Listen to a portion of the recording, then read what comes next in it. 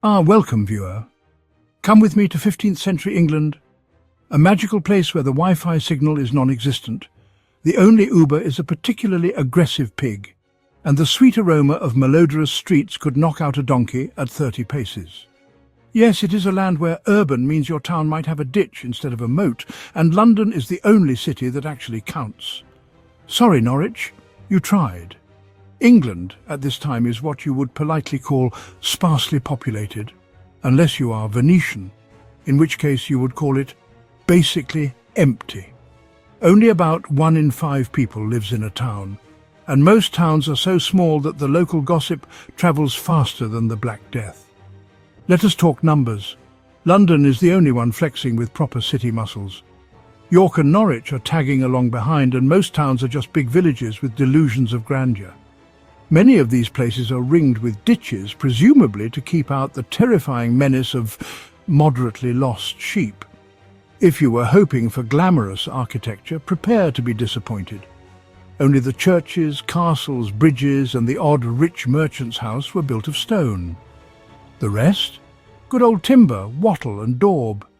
Nature's way of saying, enjoy your house, it is biodegradable. The streets are narrow, filthy, and smell like the inside of a medieval compost bin.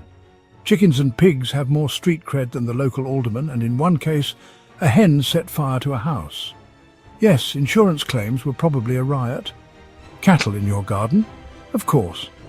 Why not have fresh manure and milk just steps away? Your back garden is not for flowers, it is your own little farm strip. Because who does not want their salad with a hint of cow? Walk a few minutes out of town and suddenly you are in open fields. The wind is fresher, you are less likely to step in something unspeakable, and for a fleeting second you think, peace.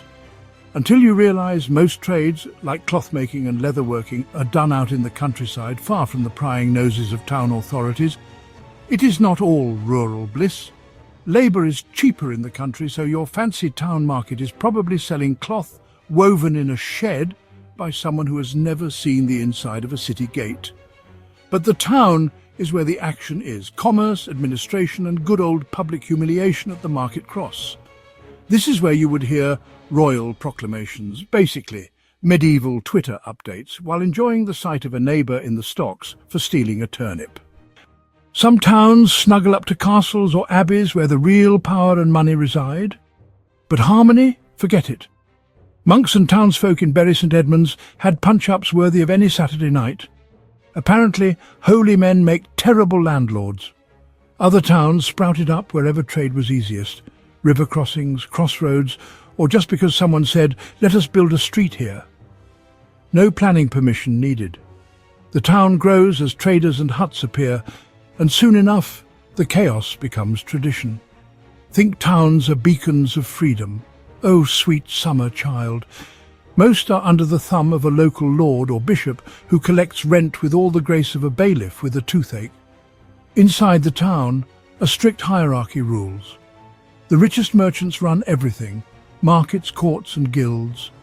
Their families stick together, intermarry, and basically form a medieval version of a corporate boardroom, only with more velvet hats.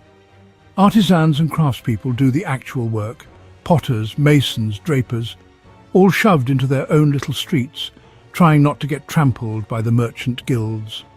If you are lower down, say hello to apprentices, servants, and the ever-present poor and sick who flock to towns for a shot at charity. Or just a better begging spot. Daily life is a symphony of bells. Angelus at dawn to wake everyone up, thanks for that. Then a rush to the wells for water, and butchers getting the meat ready before your stomach has even stopped churning from last night's noon shonsha. That's medieval for lunchtime pint. You cannot sell fish until after Mass, and if you are an outsider, you cannot even shop until mid-morning. Shops close when the sun goes down, except for the cooks and butchers who work until 9. Then it is curfew time. Bells toll, gates slam shut, and anyone left outside is either running home or about to discover why the local constable has a stick. So, viewer, what did we learn today? Medieval towns, not quite the romantic cobbled wonderlands you see on postcards.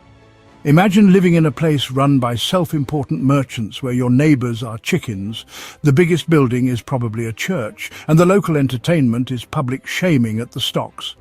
But, on the bright side, you never have to worry about city traffic. Unless you count cows. Did you spot any Easter eggs? Comment below if you did. Follow for more history, drenched in sarcasm and dread.